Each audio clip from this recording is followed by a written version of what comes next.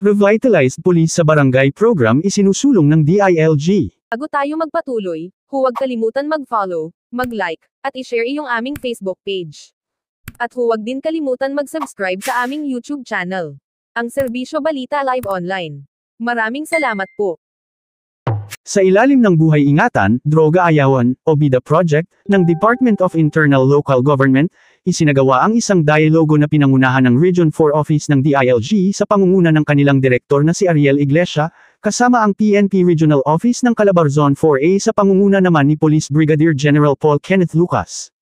Ang nasabing dialogo ay dinaluhan ng lokal na kapulisan dito sa lungsod ng Calamba, BJMP, lokal na pamahalaan ng lungsod na pinangungunahan ni Mayor Ros Rizal, at mga kapitan ng bawat barangay dito.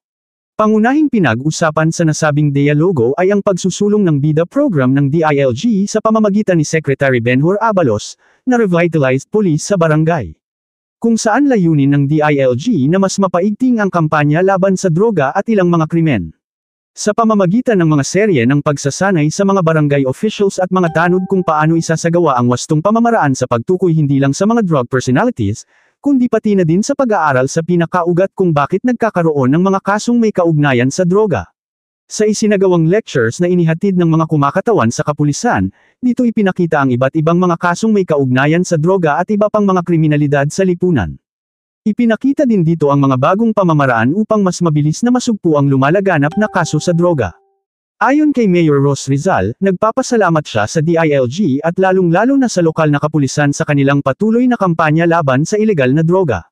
Sa katunayan aniya, may ilan na din sa kanilang mga barangay ang nadeklarang drug-free, patunay lamang sa dedikasyon ng kanilang kapulisan at pakikipagtulungan ng mga opisyales ng barangay.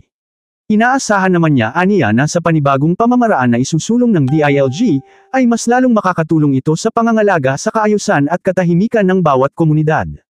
Ito si Ian Almario, ang AI reporter ng Serbisyo Balita, nag-uulat mula sa silid balitaan ng DZSB, ang himpilan ng katotohanan at paglilingkod.